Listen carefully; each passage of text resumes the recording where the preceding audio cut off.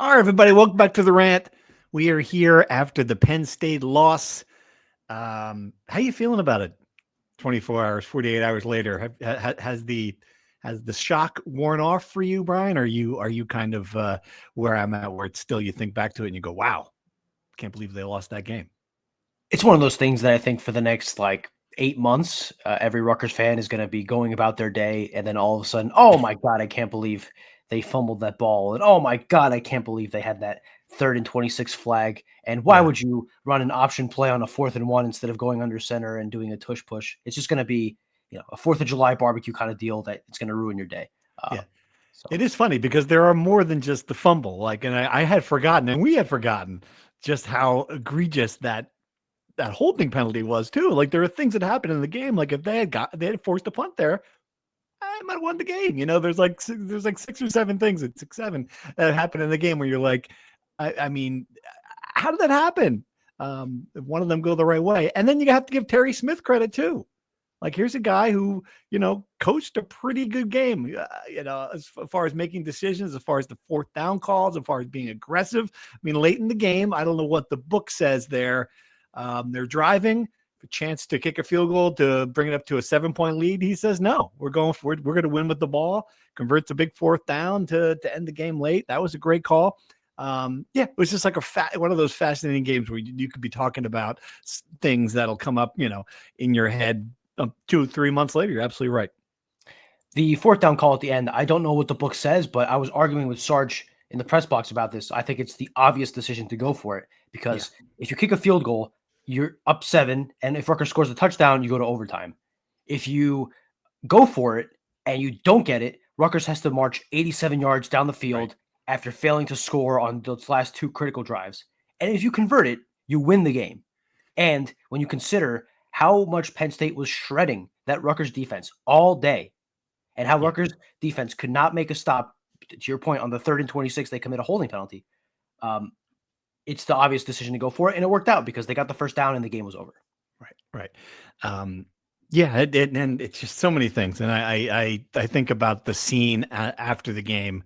You've got the Rutgers fans thinking they're going to win, trudging back up to the exits after loss again. You've got the Penn State cheerleaders with their dopey "We Are" flags running around the perimeter of the stadium. And I just looked over, and this is, just saw Kelly's in with the scarf, kind of the scarlet scarf wrapped around her neck tightly, and a little circle of her would become her trusted advisors now.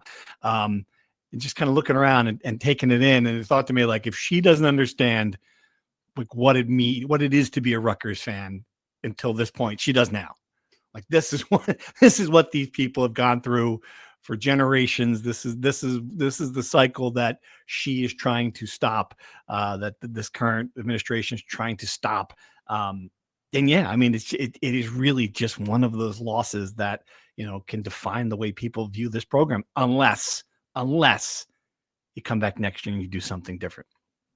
I mean, does it change the way people view the program? Because all I've seen is same old Rutgers. Rutgers loses this game all the time. This is the most Rutgers way to lose a game, which I generally agree with, which kind of takes the big picture view here that there's a reason Rutgers usually loses this game. There's a reason Rutgers usually doesn't win the big game. There's a reason the 06 season stands out so much because it's one tree in a forest of not failure, but chronically not winning. And it's because this has been one of the more, if not the most small-time athletic departments in major sports for decades since it started the project. This program does not have major donors, and it's before NIL. It predates NIL. They didn't have the type of donor base that gave money and gave big money. This program has been supported, this athletic department, I should say, has been supported by the state more so than most athletic departments around the country. It was subsidizing the athletic department with student fees long before a lot of schools are starting to do it now for NIL. When I was a student, I was paying student fees for athletics. Shockingly, I was a student 10 years ago. So the thing that I understand the frustration, right?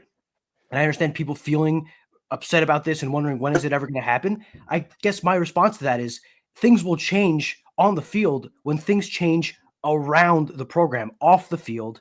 And I know there's going to be 3 people because they comment on every video saying I'm an NIL apologist and Rutgers didn't lose that game because of NIL. And listen, I don't disagree. the fact Rutgers was in a game, it's a one-score game in the fourth quarter, when its offense scored 33 points, when its quarterback had 4 total touchdowns, when they were running the ball at will, when they have a 3,000-yard passer, a 1,000-yard receiver, and an 1,000-yard rusher, is because the defense was historically bad, so freaking bad, that you had to be practically perfect as an offense to win a game against a team that isn't a bottom 2 team in the Big Ten. And is that all NIL? No. I mean, the defensive coaching was not great. There were a lot of factors here, but a lack of talent, a lack of speed and athleticism defensively was very evident throughout the year. It was very evident with all the big plays they gave up. It was very evident with the horrible rush defense.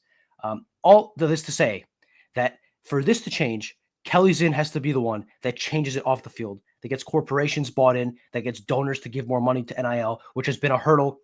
I mean, the Pet Ops didn't even try. We've talked about that ad nauseum, but it's not like Rutgers has donors that are lining up to give money for NIL. I think there is real resistance to giving money to NIL versus, say, a new athletic building or, naming a library after, stuff like that. So there's a big challenge here. But to think that, Rutgers somehow deserves to win these games or has like this divine right to win these games when they don't do what it's necessary to win these games off the field, I just think is a bit like hitting your head against the same wall over and over and hoping that eventually a dent will be, put into it. Well, let me ask you then. So what did you think of the post-game comments from Greg Schiano on this topic? Because it certainly was a deviation from a lot of his, I've got to be better, we've got to be better, press conferences where he just comes out and says, you know what we've done here has been almost miraculous. And those 2 words, I mean, I kind of popped back in my seat a little bit, like, wow, that is clearly what he has been thinking all along here about what they've accomplished the second go around. I certainly, at first blush, my thought was, well, gee, that is an dramatic overstatement based on your 19-19. Your best wins probably Miami in the Pinstripe Bowl a couple of years ago. You haven't beaten any of these Big Ten teams, of any note. Like, half your wins are against Ohio's and Wagner's and, teams like that. I don't know, but it sounds like you are more of when you say you're doing this despite the fact you don't have the support, you're on team almost miraculous then, right? I mean, where do you fall on that? I think almost miraculous was a bit heavy-handed, but I understand the sentiment because I don't know how much he is rating and hearing about all the stuff in the background, but a lot of the narrative is that Greg Schiano is not the guy that's going to take Rutgers to the next level. And I'm sure he feels some frustration because, again, Greg Schiano, Kelly Zinn, William Tate know more about what Rutgers has and how it compares to the rest of the Big Ten than all of us, right? We speculate endlessly. We don't know.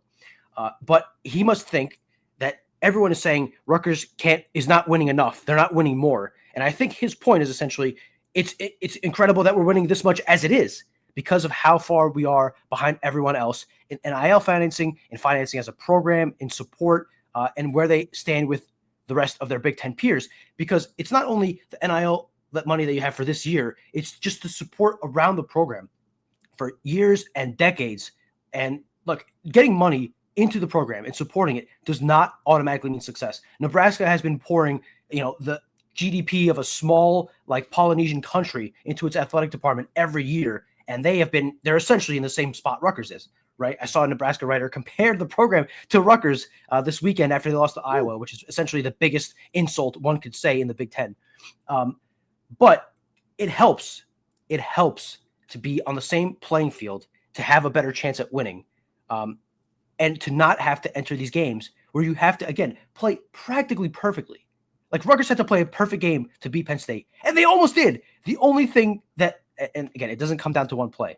It kills me that people, yes, the eighth Calic man fumble touchdown return literally was the reason they lost the game. Like there's no disputing that. That was the reason in the sense that it was a complete game-changing play.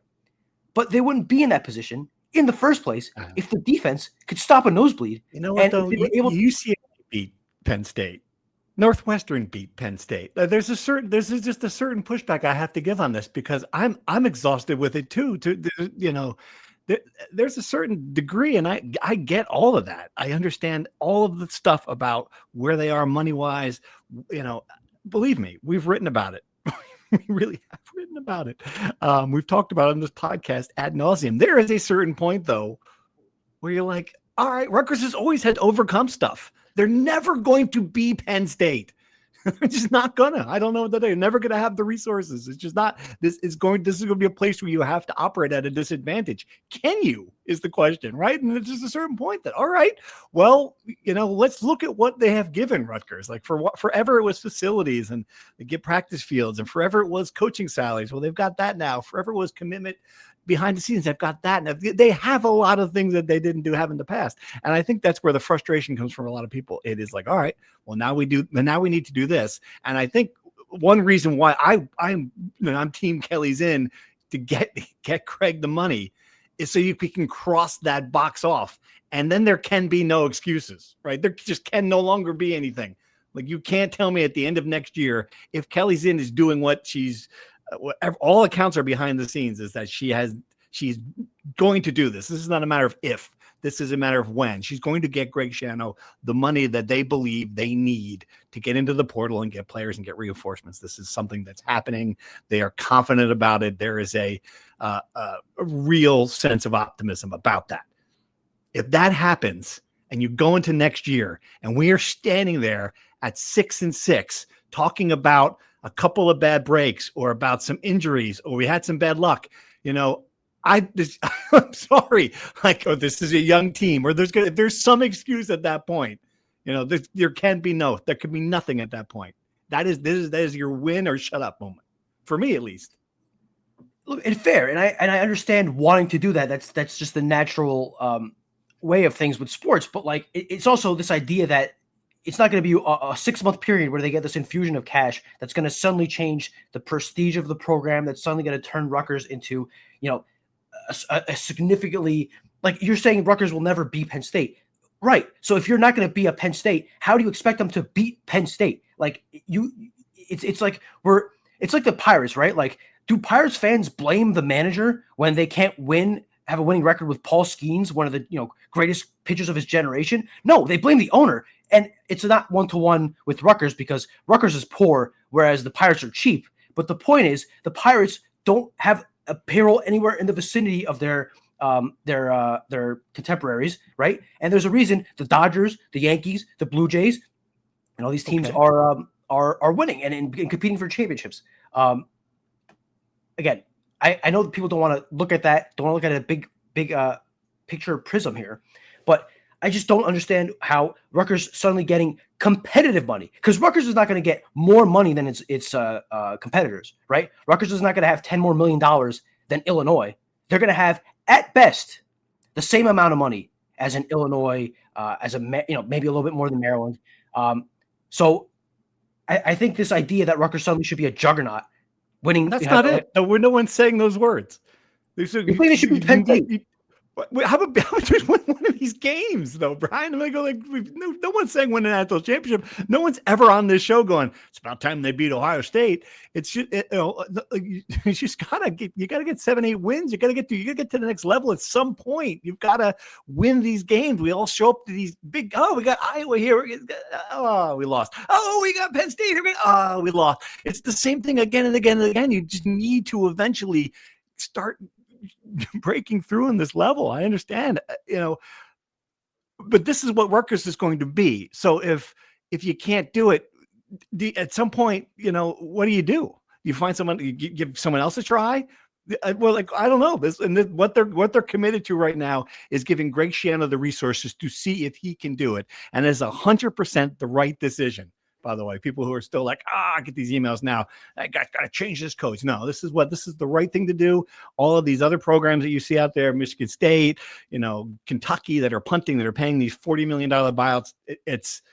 That's not a Rutgers move. They believe they have the coach that fits their culture, that fits their institution. That's it. I mean, this is the guy.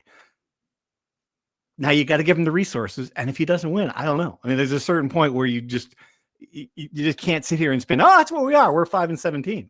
I mean, you can't. It's the only choice, to be clear. They have no other choice. Even if they wanted to, it would not be feasible. Again, Rutgers is poor. They don't have the money to fire a coach, hire a new coach, whatever. We've gone through this. Here's the thing. Here's what I would say. Yes, in isolation, Rutgers should have won one of these games. Whether it's Iowa, whether it's Illinois last year, whether it's Penn State, they should have won Minnesota this year because Minnesota's probably right at their level. And I agree. On a case-by-case basis, they should have won one of these games. But big picture, if you want Rutgers to be at a spot where they win half of these games, where they're regularly competitive, where they're at a position where they can threaten, maybe not beat Ohio State, but at least threaten and be competitive on the field, because that's the next step for Rutgers, right? Yep. Is regularly winning these games, maybe one out of every two, and competing. You need to take enormous steps forward as an athletic department. That is my point, right? That's and what they believe they're doing. That's what they believe is happening behind the scenes now. So you're saying already what's happening behind the scenes is not enough, is what I get the sense I'm getting from you on this. My point is that they're so far behind everyone else that they need to make enormous strides this offseason, next offseason, the offseason after that, for years and years to catch up. And my point is this. Look, in 2 to 3 years, Greg Schiano could retire. Greg Schiano will never be fired.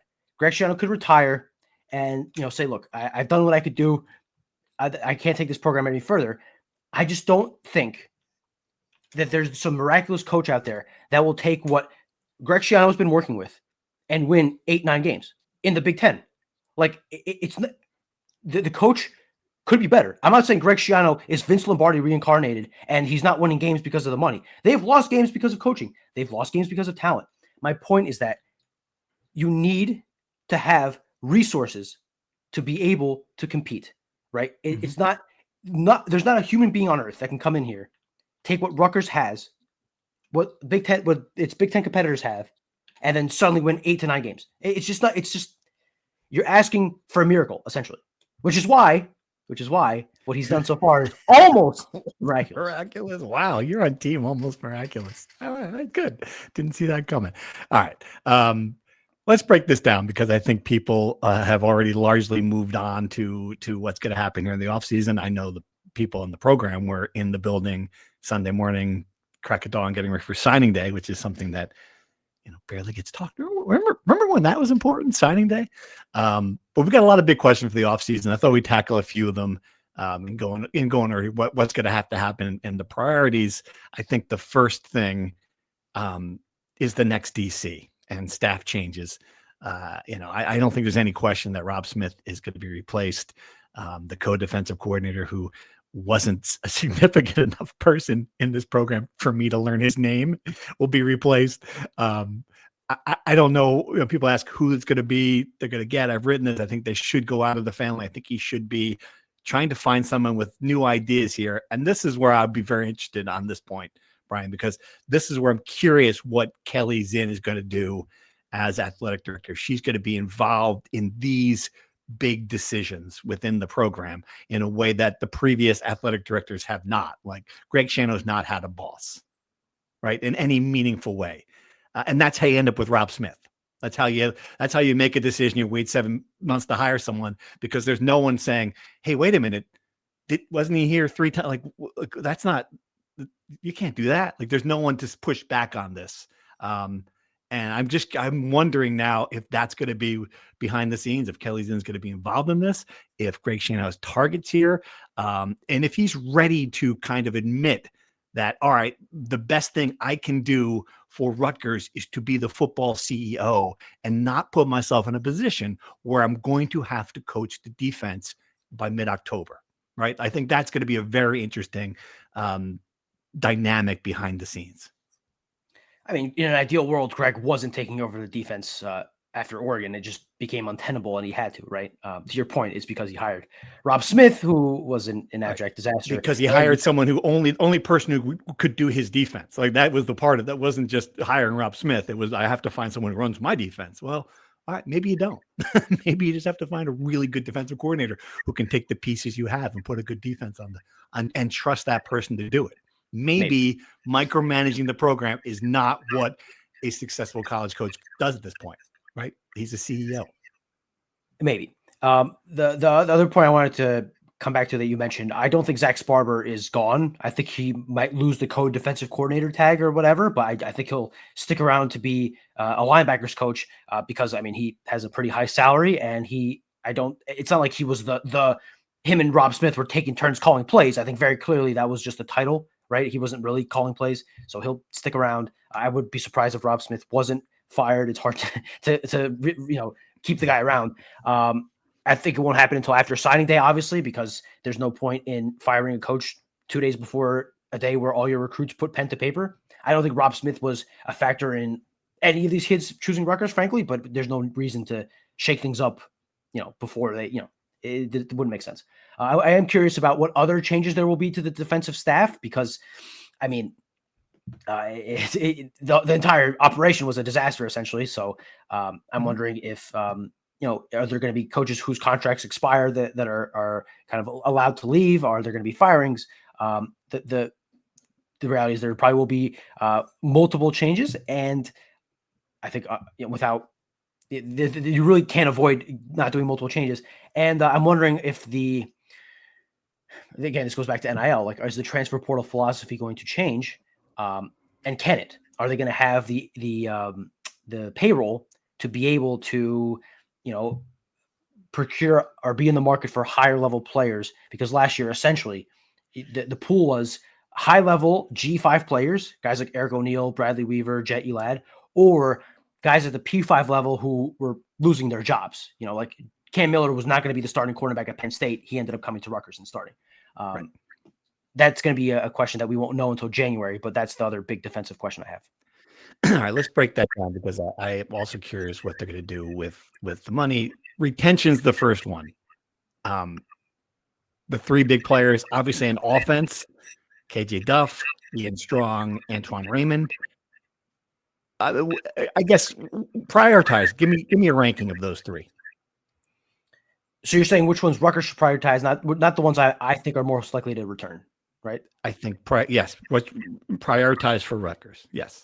KJ Duff, because he's a game-changing kind of guy, right? And he has to stay in college, right? There's no like NFL leverage. Like, he has to stay in college. It's whether he stays at Rutgers or leaves. Mm-hmm. So I think he'll probably command the most money on the market. So I would say KJ Duff. Eligibility remaining, coming off a hot streak here at the end of the season, 1,000 yards. I agree with you on that. Probably made an extra $100,000 on that catch alone. Antoine Raymond, number 2, because you don't have a running back in the program with that kind of dynamic playmaking ability. Greg compared him to Kyle, and I think you saw in that game against Penn State his ability to create yards and production by himself. 15 forced missed tackles against Penn State, a good Penn State defense, and a lot of yards after contact. That's the kind of thing that elevates an offense, especially when you have a first-year starter at quarterback. You're not 100% sure how he's going to do. To have a running back who can create by himself in a offense in flux would be a significant help. And then Ian Strong, I think, partly because I think he's probably going to go to the NFL anyway, might be a hard sell. And he had a bit of a rough end to the season. Maybe that's a bit harsh, but he was not as good as he was at the start of the season. I just think KJ is on a complete upward trajectory. What about you? I wonder about Ian Strong. That's interesting, because is he a kind of guy that if and this is what Greg Shannon used to do in the old days, would be the calculation of having those conversations about where you are in the NFL. And if he's a guy who's going to get drafted, 6th, 7th round, are we at a position now where it makes more sense to stay in college and get paid about the same as you would as like the NFL minimum? I think it's about $800,000, and that's only if you're on the 53 roster. I wonder if there is a conversation to be had there where you can talk him into saying, all right, we're going to pay you that. We're going to give you the NFL minimum. We're going to make you that money guaranteed. And, you're going to have a chance now to prove that you're that sort of second day NFL receiver draft pick. I don't think he's got the speed to be the first day. He's not Malik Neighbors, right? Like, I don't think he's that kind of guy that you're gonna see ever at the top of the draft. But right now, if you're looking at it, I don't think he's a first, second day draft pick. So I wonder if there's a conversation they can have to keep him and surprise people with that.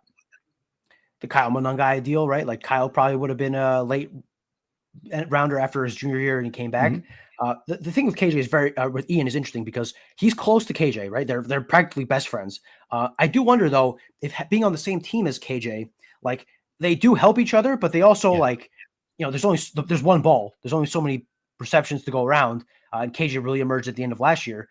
And the other thing also is like these guys will command a lot of money on the open market, right? And I don't know how much of that priority that is. I don't know how much Rutgers can come close to, what other teams are offering. And the difference is made up by the fact that they're in a system they're comfortable with, near their family in Long Island. There's a lot of calculus to be done here.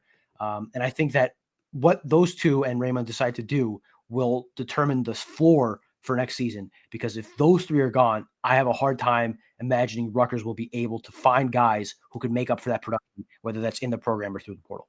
I would be surprised if all three of them are gone. I think it's going to be tough to keep both receivers, but I think Raymond will be back. And I've come around to your way of thinking on him. I thought for a while, like, all right, look, you're in a place like Rutgers where you've got to maximize your dollars. The NFL model is to not pay your running backs. I mean, I've seen enough now to understand he is a different kind of player. He is their Jahmyr Gibbs, right? Like he's a guy who makes that offense different. There were some plays he had against Penn State. I mean, I remember the one where he looked like he was completely buried underneath two, 250-pound linebackers, somehow got free and gained 8 yards. Like there are a couple of plays that he's just an amazing player. He's a next level running back. And I certainly think they will keep him and pay him, to make sure they do that. Let's look at some other positions of priority. Are there guys on this team besides the big three that you think Rutgers has to write a check to retain? It's a great question. On Raymond, really quick point. He knows that if he stays here, he'll get the rock 30 times a game. Like Rutgers loves to feature a back. They did it with Kyle, did it with Ray. He'll get the rock. He'll get a ton of yards. They'll run him until the wheels fall off, right? Which is good for a running back, I think. Yeah. Now, you ask an interesting question because, and I think it's a bad sign that no name comes to mind. Like there's just nobody that I could think of any position, certainly not on defense and offensively, maybe Kobe Asamoah, who's going to be a returning senior. He plays right guard. Are people going to be knocking the door down to get Kobe Asamoah? I don't think so. So that's a sign to me that they have a lot of rebuilding to do this offseason. I think there's some pieces on that line that they're encouraged with that could develop. Like, I don't think the line is as a big of you lose the Linkus, you lose some pretty key guys there. I don't know that they're panicked about the offensive line in a way that I would be panicked about the defensive line. Do you agree with that? Sure. Yeah. I mean, they have a lot of bodies on the offensive line, and you'd hope that, between Dante Chin coming back, Kobe Asamoah, the younger Zelinskis redshirted this year with the idea that he'd be the starting center. And I think Pat Flaherty has shown that he can make a group better than the sum of its parts. So I trust that. As long as he's coming back, which I think he is, he's under contract, then you feel pretty good about that. Defensive line, you really have, Doug Blue Eli, who was really just an idea because he didn't play this year. And the same deal with Braxton Kyle and Daryl DeGohe, right? They barely played. So you think you have something there in the interior, but you don't know. On the end, you have Jordan Walker, who, again, great story, better than anyone could have expected, but he can't be your number one defensive end. So you're back in the same spot as you were last year. And last year you got two productive studs from the G5 level. Eric O'Neill had a good season. He wasn't the game-changing kind of guy you hope you would get. And it's very hard to get those kind of guys. So I think they tried to get those. I think they tried to get those kind of guys like that. That's the narrative that we don't see behind the scenes. It's not like NFL free agency where you know who they're targeting, you know who they're going after, you know who's going where. I think they made a pretty big effort to get some guys who landed at bigger programs, and it was not possible with the resources. So this is where, hello, Kelly's in the money. This would be the difference. We will know there's a real difference if they're getting a guy that they're keeping away from, another Power 4 team that's rebuilding as well. Right. Yeah, there's no disputing Rutgers tried. They just couldn't get in the same, I could walk into I'm trying to think of a luxury brand right now. I could walk in and look around, but I'm never going to pull out my wallet because I have no hope. Right. So it's two different things to see there. But yeah, clearly they got almost no sacks. They had the second least amount of sacks in the country with 11 this year. They didn't get any game-changing plays as far as interceptions. There's a lot of things to clean up on the defense, and that takes a lot of money. So, but I think it's also fascinating. And this is the other thing about the defense. Like, I think the defense was bad enough that they've got to make they gotta let guys go. Like they've got to make some personnel changes. When you're paying guys and you've got money earmarked for different positions and players, and we don't have to break down which ones, but if you watch enough of the games, you're like, all right, this player is not a good enough player for a Big Ten defense. Like I think there's going to be some moves that we're going to see behind the scenes, some guys transferring out that signifies that they are rebuilding in a true NFL model where they're also making business decisions on on the back end of guys who they got to free up the money for an upgrade. But you're in the same spot as you were last year, where you're changing the DC almost certainly. You are probably changing multiple positions on the defensive coaching staff, and you're changing essentially your entire starting 11 defensively, right? So you're doing the same thing as you did last year. Clearly, they missed more than they hit in the portal, and you're asking them to have to hit more than they missed this offseason to have a chance at not having another historically bad defense. And you have to hope that you stay healthy because relatively – defensively, at least, they were healthy, right? They lost one defensive tackle. They lost a starting linebacker. They lost a rotational lineman in DeGohe. But other than that, like they stayed healthy. They just didn't have enough talent. Yeah, right. Yep, very true. All right, I want to dive into some questions. I think people are asking some good questions about specific positions. So let's do that. And this is a good one. Let's start here. This is a good from JP, friend of the pod. How much money will it take above the cap to take that next step? 10 million, 20 million. And for people who who don't follow this closely, I understand the confusion about it and really became crystallized to me following all of the Lane Kiffin nonsense where, that has become what coaches are looking for when they move. It's not all of these programs are taking the money that you're allowed in the revenue sharing with 20 million, some level of that 16, 17 million, and putting it toward the football roster. The money that you're looking for now as a coach is the money above that. And that comes from these NIL deals that Kelly's is trying to strike behind the scenes. And this is all corporate money. This is money that can get approved through the clearinghouse. So this is not, Daddy Warbucks has got a big fat wad of cash. This is real NIL in a different degree. And JP's question is it 10 million? Is it 20 million? Of course, I don't know the answer. I think the belief at one point was that Rutgers was going to try to get 7 million. The number I've heard.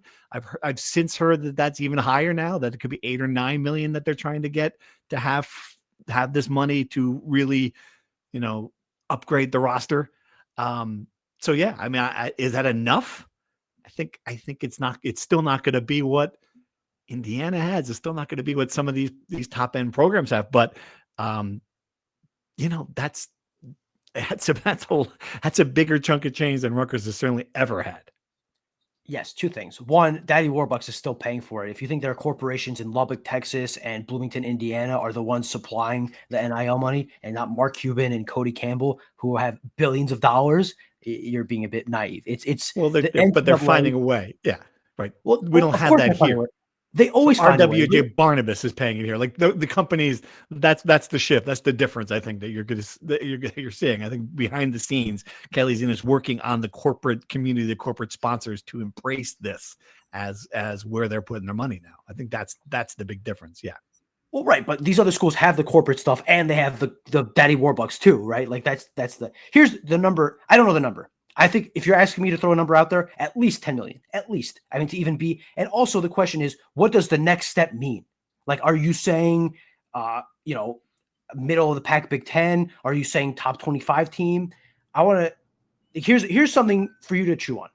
Texas Tech is a top 10 team this year. They're going to be in the college football playoff. Mm-hmm. They went from probably a fringe top 25 team to that level. This offseason, do you know how much money they spent on their defensive line? But this offseason, it's a great point. But this offseason is a little different, as we know why, because the people prorate. This is the first real year. Whatever. But I know what you're saying. Whatever. Right. Yes, they front loaded it this year. Next year they're going to backload it. The year after they're going to middle load it. Every year they were giving money in McDonald's bags in churches 20 years ago. They're always going to find a way to give the money. Let's stop pretending like the NCAA is going to find the solution. All right, like it drives me nuts that you think that Cody Campbell is not going to find a way to give his defensive end $2 million. What was To the answer the Texas question, Tech? What is the Texas Tech defensive line? I forget the number. Texas Tech spent $7 million on its defensive line. The money that Kelly Zinn is trying to raise over the cap, spending every waking hour of her life trying to raise, is what they spend on their defensive line, right? Okay. So I want you guys to understand that that's what it would take for Rutgers to be in the conversation Greg Schiano wants them to be, which is winning a national championship, right? Obviously, that's not realistic. If you're asking me what it's going to take to be a team that when you play Iowa, Minnesota, Washington, and Penn State, a bad Penn State team in 1 year, for them to win 2 of those games, they need at least 10 million, probably 15, and to feel confident, 20. That's what I would say. And that is, in case people don't know, a lot of money. Okay. Yeah, it's good. Alignment. This is the question on the Twitter. Keyword for the athletic department is alignment. How is that going to be shown in the football program? Greg has been an island for years. What changes are President Tate and Kelly Zinn going to implement? A new DC is must, but do they give Greg a year? When do they hire their own guy? I think alignment can mean a lot of things. And I think the key thing in alignment here between Tate and Zinn is that they really do understand each other. This is not bullshit. This is this is a real thing. This is who the president wanted as his athletic director. They are on the same page on all of these things. And the other part of that alignment, very simply, is I think we're going to give him what he needs. That's the alignment with Greg Schiano. It's like, he's our coach. We believe he's the right coach. We're going to give him the resources. I don't think there's any debate about that. This is not, they're like, oh, yeah, I guess we'll find out. I think that's, that is genuinely the truth from the very beginning. I talked to Tate before the Iowa game, and he's like, look, this guy knows how to win. This guy, look what this guy has been doing. He was the first one to say it out loud. The president wasn't afraid to come out and say, look what he's got. Look at his budget. He's the best per capita coach in the country. So I think they believe in that. And they are all in on this now. This time next year for sitting here at 5-7 again, I don't think so. That's where I'm at with that. 5-7, I don't know. 3-9 is a whole different deal. When I hear the word alignment, I hear the word culture and all these other buzzwords. It doesn't mean anything until it means something, if that makes sense. If you win, alignment is great. If you lose, alignment is another thing that people just say. I don't know. To your point, I do think they are backing Greg Schiano. I think it's the only smart thing to do, and again, the only realistic thing to do. Greg I don't think he's going to be on the hot seat after next year, no matter what. I think it's fantastical to think that, to your exact point, because William Tate called him the best coach in the country per capita, which I think, right, it has less hyperbole, but it's almost even stronger than what Greg said about this being almost miraculous, right? If you going 5-7 and 6-6 makes you the best coach in the country per capita, that means you are poor with a capital P. Okay, that's what he's saying.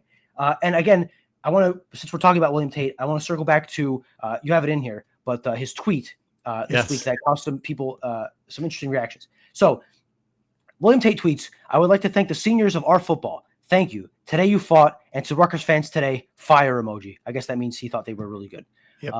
NJ Knight 3 quote tweets it and says, "Welcome to our nightmare," to which William F. Tate IV says, "It ends when you open your eyes. Mine are open. Mourn the loss and get ready to retain and recruit." Steve Politi, what is your interpretation of that tweet? I think it's pretty clear. His eyes are open. Mine are open. This is it. We got to bring back the players. We need to get these guys resources. I think that's what it is. I don't think there's any hidden meaning here. Do you think there's something in that tweet that I don't see? This is not like the Wire meme. I think I understand this one pretty clearly. What cracks me up is William Tate is responding to people that I long ago muted on Twitter. So he's like, what? He's gonna have to get a little bit more aggressive with the mute button here if he's gonna last. I agree. I think I had no offense, NJ Knight 3, but yeah, I noticed who is this? Oh, I had to go to click the "you have this account muted" to see that. So on its face, I think the waking up is kind of just a play on words about the nightmare, right? Like someone saying it's a nightmare, wake up, move on. Right. Yeah. I guess if I wanted to be a little creative, it's like wake up and understand the reality of the situation. What I went through my entire spiel at the beginning of the show. Rutgers has a lot of work to do. Wake up, realize that there's a lot of work to do, and start getting to work on that work. Right. That's how I choose to interpret it. Right. We had a religious question. Why does God hate Rutgers? Nurse Meg, fan of the podcast, asked. Um, I don't know, Brian. You tell me. I'm not usually the one you go for um, big theological questions. I am not much of a religious guy. By that I mean I'm the world's biggest atheist. So you tell me, why does God hate Rutgers of all things? You went to church once, right? I grew up Catholic. I did go. all the rigmarole. Because my parents listen to this podcast and because I'm trying to keep an audience, I will respectfully decline to answer this question. I don't think God hates Rutgers. I don't. I mean, although I will, someone did point out in the Discord, like, do you have a better explanation for, for Calic Manis dropping the ball at that exact moment? I mean, the ball's in his hand and then it's not. It disappeared from like a little gust of wind. The hand of God, could it be? Probably not. Probably not. All right. Next question. Serace will be the likely starter next year. How much of a factor do you think that will be in Duff's and Strong's decisions? Are you the portal? That is a great question because those two guys know what he is better than anybody. It will be a factor. No doubt about it. It'll probably be a decent sized factor behind like money and playing situation, all that stuff. It will be a factor. Whether it is a factor for the positive or a factor for the negative will be very telling about what they think and what we should expect from AJ Serace in his first year. If they both come back, that is a ringing endorsement. If either of them leave, maybe it's not exactly a huge deal. But if both of them leave, I'm not sure what it would be a good thing to think. Yeah, no, there's no question. And we know how they feel about him behind the scenes. We haven't seen him yet and really seen him. It's a big question. And this is why we talked about it after, I do think they've got to bring in somebody in the portal quarterback wise. And I get it. Like you were right. They're not going to get, a top level starter. That person who in the portal wants money and wants guarantees about playing time, and they're not going to get it here. But they have to bring in somebody with some experience as an insurance policy. I think it's quarterback. Yeah, I mean, so that's going to be another fascinating decision that Greg's got to make. I just do not think you can go into this year with that little experience at that position. It's just really hard to do. In an ideal world, you're right. In a realistic world, the only guy you can get in there that would agree to that role would be Zach Allen. Do you remember Zach Allen? Does that name ring a bell? Of course. TCU transfer, Chris Ash era, absolutely stunk. I mean, he was barely a G5 quarterback, let alone a Power 5 quarterback. That's the kind of guy you get. So you bring him in. Again, I said this on our live show. Heaven forbid AJ can't play a game or two. You're DOA. You might as well play Sean Aschenfelder. Right. Well, that's rough. Yeah, I don't. I mean, you can't do better than Zach. I don't know. I have to see. I don't have to see. There's could be a ton of players in the portal. It's certainly an interesting decision that they're going to have to make. But I do think you have to bring somebody in. Yeah. And you're right. And to Jordan E's question on the Twitter, that is a fascinating thing. I do wonder if they are also looking at this. They knew Ethan Kalikmanis. They knew what he was as the quarterback. They liked him. They had developed a chemistry there. It is a big unknown for these receivers, and there's a risk involved, certainly, for those guys who have to have a big year to improve their draft stock. Absolutely. I would say there are questions about AJ Serace because we haven't seen him. Like it's inevitable and completely fair for us to wonder where Rutgers is at the quarterback position next year. If I'm ranking the 10 positions on the field and how worried I am about them going into next year, I don't think quarterback cracks the top 5, 7, right? I think there are much bigger issues on this roster than quarterback.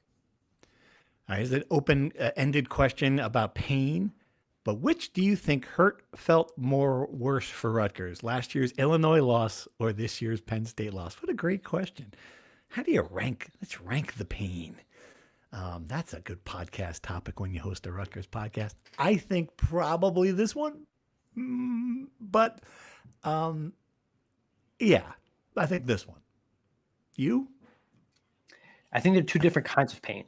I think last year was like a blunt force, shocking, like you couldn't even believe it just happened kind of pain. That was a 2x4 Like, to the face, that one. You're absolutely right. Yeah. it's like it takes you a day to even process what the hell you just watched. This, I think, I saw a lot of people say the sentiment. This is worse because most people didn't really think Rutgers had a chance. Like they were in the game early, but you felt like, all right, this game's going to slip away. Then they take the lead. They get the ball back. They're driving. And you finally have hope. Oh my God, Rutgers is going to take a 2-score lead late in the fourth quarter. They can't blow that one. They can't possibly blow that one. They might be Rutgers, but they can't lose this game. And then the most Rutgers way to lose that you just knew was coming. You just felt it in your gut that it was coming. It happens.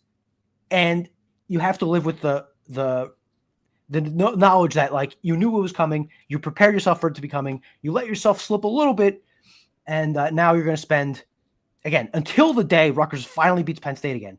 This will be a game that people remember thinking, if only they had just gotten that first down. If only Ethan was able to find a wide open Kenny Fletcher and he was able to run 20 yards down and they would have scored.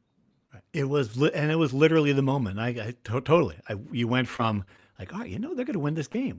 We were sitting there in the press box. Let's prepare for this. Let's start thinking about what we're going to write, what we're going to do. And then I look up and Penn State's running the other direction. You're like, what happened? Like it was that shocking.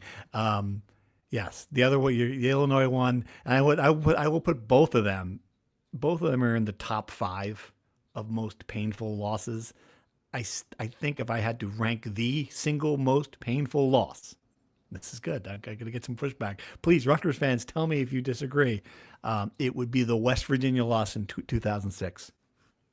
Because you lost that game in triple overtime. You had a pass, would have caught it, would have put them up to the point where it probably would never have gotten there. The pass is dropped in the end zone, tough catch. I get it, all that stuff. But to lose that game with a chance, you would have been in the Orange Bowl. I mean, that to me, and to go from that to the Texas Bowl in what is your greatest team to date. That one, that's going to be hard to erase. So I'm glad you brought this up because I've always been fascinated by this. The West Virginia game is always brought up, and I agree it's probably more painful because of the way it happened, the drop pass and all that. The Cincinnati game right after Louisville, how is that not more painful? Because I guess it wasn't as much of a blow, but they got played off the field against a mediocre Cincinnati. Like, how is that not more painful that your season just goes up in flames a week after the greatest win in program history? Aren't painful losses the ones that you have a chance to win? Like, can it be a painful loss if it's just a complete dud of a game and you get your ass kicked? I don't know. It's a good question. I mean, they had a chance to win the game, right? They were better than Cincinnati. They certainly were. Yeah, they should have won that game. Yeah, that's certainly a painful loss. I just think that one against West Virginia, it's a huge stage, all or nothing kind of game. You never beat them before. You're on the road. You play a great game. You have every opportunity to win. You still don't win. Yeah, that one, I don't know. That to me is more painful. I know Rutgers fans disagree with that, but and it's funny because even as I'm saying this, I'm thinking about the other Louisville game, the one that would have put them into the BCS, your home, the Teddy Bridgewater game. That's top. That's got to be number 2 on this list. Penn State 3, Illinois 4. I don't know. You're going to come up with 6 others. I'd be like, I'll have it out of the top 10 before the end of the show if you keep going. The Teddy Bridgewater one, though, again, was similar to – it was like a slow bleed, right? Because it was like, I can't believe this guy has one leg and one arm, and he's still doing this, right? Yeah. It wasn't like a sudden impact the way this game was. It was like a slow, steady, unbelievable that they can't turn this around. Right, but they have the play in the end zone that gets called back, and then they punt from their own side of the field, and then you just knew it. You're like, okay, this is going in the wrong direction, and sure as shit, that's what happened. Man, 2 more, really quick. The Kent State one was, again, another slow bleed, another ruining. Yeah. It's the Cincinnati of 2012, the game before the game, where your season is just destroyed in a meltdown. That didn't change anything that game. You're 7-0. I get it. Yeah, I mean, certainly it was. You're undefeated. Your season's over because you lost to Kent State. In theory, you're a national championship contender if you're 7-0, and then you lose to Kent State. And the other one that I can't believe we haven't brought up, the 2014 Penn State loss, where it's a defensive battle and you throw 5 picks and somehow lose that game. The Penn State before the Penn State. Yep, that's in the top 5 too. The top 5 has 12 entries in it. That's how I will do it. Wow, man, it's a lot of pain. All right, let's take this one and then we'll have 3 minutes on basketball. The coaching carousel would love to hear your thoughts on the current coaching carousel nonsense, even if not are you related. Lane Kiffin, Michigan State, Kentucky. If you feel the need to kill time on the pod, LOL. We don't have to kill time, but it's worth talking about because, I mean, at the end of that day, I think you feel better about having a coach that you like, who's been around, who you trust, than having to do certainly what Michigan State's doing again. I get it. They're, going to a guy who's really good, and Pat Fitzgerald, but 2 years into, you thought you had your guy, and now you're paying him $37 million to go away. Kentucky doing the same thing, writing a huge check to pay a guy they thought that was their guy to go away. The Lane Kiffin thing is just incredible. I mean, what a jerk. The only thing I come up with, like, everyone's like trying to come up with, the calendar's broken. I'm sitting like, maybe you're just a bad guy. Is that possible? That's the whole thing with Lane Kiffin? Is it that simple? I mean, maybe he's just a turd. Both things could be true. That's true. Also, Ole Miss should not be surprised they signed up for this when they hired Lane Kiffin. I mean, come on. I know the On3 Ole Miss beat writer got in a little bit of trouble for comparing him hoes and housewives and such, but it's kind of an apt comparison for what Ole Miss signed up for. Michigan State, I thought, is one of the best in this cycle in the sense that they cut their losses. They knew Jonathan Smith was. It's not like they gave him a token third year because you feel like you have to. They cut their losses and they had a guy in mind and they hired him immediately, or they're going to hire him immediately. Like, that's about as efficient of a coaching search you can do. You look at Penn State, who fired their guy. I mean, you could defensively, like, I understand why they fired James Franklin. Now they're on option Z. I mean, they're already outside. There's no more girls left in the bar. They're outside of the bar looking for girls to take home. It's amazing how far they've gone. And now even the guy they wanted, Matt Rule, he signed an extension, and Nebraska fans are sick of him. It's incredible. What I would say is that this is another reason. I mean, it's the 17th reason if there's a long list, but like, this is why you don't fire Greg Schiano. Because can you imagine entering this coaching cycle? You're going to end up hiring the coach at, like, I don't know, like Central Connecticut State. Like, that's who you're going to end up with. 15th worth job. Yeah, exactly. You're entering this cycle with the job that no one wants. Yeah, which was the problem in the first place. Yeah, it's totally true. Absolutely. So it's insane. I don't blame Lane Kiffin for wanting to go to LSU, by the way. The way he did it was awful. But now you're Ole Miss. You have to hire your defensive coordinator to be your permanent head coach because you have no other options because you have to try to win a national championship. It's nuts, but that's college football. That's why we love it. Coaches trading places. There's going to be 1,000 players in the portal in a couple of weeks. I thought Dan Wolken of Yahoo Sports wrote a really good column about how, for years, NCAA was fighting back about professionalism. They thought it was going to ruin college sports, when really the reality is the lack of professionalism is now the problem, which is really funny because you have this playoff where you're like, this is the biggest thing. You finally have this 12-team thing. Everyone's excited about it. And then one of the teams will now not have its coach because of how, screwed up everything else is around it. And it's a really good point. It's like, that would never happen in the NFL because they have rules against it because they protect the brand. They will not allow that to take place. Even coordinators only have a window where they can talk to other jobs, and that's this college football they just have none of that. That's why the bowl week's broken because the players don't have to play. It's stuff like that really. I get it. It's not perfect, and that's why it's kind of fun sometimes, but it's also a hot mess.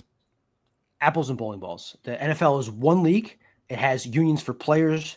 It does not have the pretension of school still mattering. Once the NCAA finally acknowledges that these kids don't actually go to school and it doesn't matter, then you could remove the facade of like these enrollment windows, because right now kids can only enroll in the winter and in the summer and in the spring or whatever. So you have to deal with that facade. Just fix the calendar, have a season, have a portal season, make it so that, you can never make coaches not leave the job whenever they want. That's always going to happen. But make it so that you're not in this position, right? But you can't do that until you have a union. And the last thing on the coaching thing, Mark Stoops is the perfect example of why you don't hand a guy a giant contract extension after one good year. Like, why are ADs self-sabotaging every time it happens. Just don't do it. I mean, we're going to talk about one right now soon here, moving on to basketball, but you really have to stop shooting yourself in the foot when you don't need to. How about that transition? We had a question from someone about it. Is Rutgers the worst power forward basketball program? I don't think so. I don't know. Although, Who's worse? was it the worst? Was it the worst in the net right now? And then the net came out. If you're not paying attention to this, the net, which determines which teams go to the NCAA tournament as an at-large, essentially the biggest, most important metric. And Rutgers was what, 186th? My goodness, that is. I mean, that's down there with the Central Connecticut States, of course. Well, they lost to one. So, how about, did you see where Central Connecticut State landed? No. 151, 35 spots above Rutgers. Yeah. Obviously, it doesn't matter. The team's not going to the postseason anyway, but it's still, I mean, it's still kind of one of those like eye-opening, like wow kind of deals. Central Connecticut State has 2 more high major wins than Rutgers. When will Rutgers win its second high major game? You tell me. I can't tell you that. I don't know. Yeah, that's January. Tough. Probably. I mean, Seton Hall. Now that's the other part of this. It's like, it's, that was a game that you would circle and say, they could probably win Seton Hall. Like they can probably take care of that. But yeah, no. I mean, that doesn't look very promising. Seton Hall is the 4th best net team there. Jerry Carino, who I trust on these things, thinks they're an NCAA tournament team, or at least a team that will be in the running for it. Because the Big East is down. They're pretty good. They finish 3rd in the Big East. They get a spot. So that's not a win. Yeah, I don't. Certainly not this week. Purdue and Michigan. I mean, holy cow, Michigan might be the best college basketball team that we've seen in a long time. So, yes. Yeah. Quickly, because we haven't talked since Vegas, just to quickly recap, I guess there's a half glass full, glass half empty. If you're a half glass full guy, they won the second half in all 3 games. And in all seriousness, they did look better at the end of the Notre Dame game, and they beat UNLV, right?